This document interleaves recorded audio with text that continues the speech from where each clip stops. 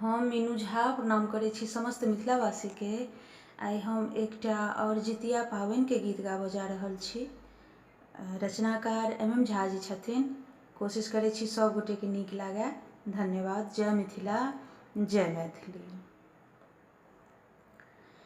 करै छी अइ जितिया हमहु जतन सँ राम, हमहु जतन सँ देथिन जीत वाहन आशीष,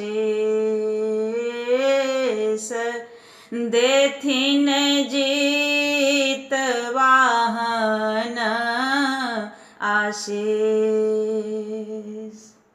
सब संतानक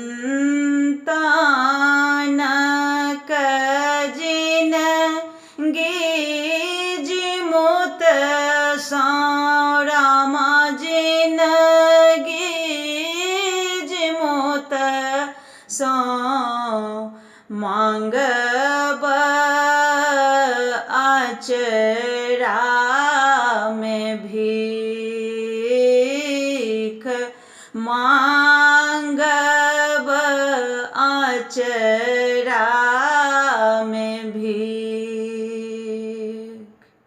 निर्जल रही व्रत तीनू साँझ करब रामा, तीनू साँझ करब गायब जितिया के गीत, गायब जितिया के गीत। फल फूल अंकुरी लय पूजब जितिया रामा, पूजब जितिया। धूप देखायब दीप, धूप देखायब दीप।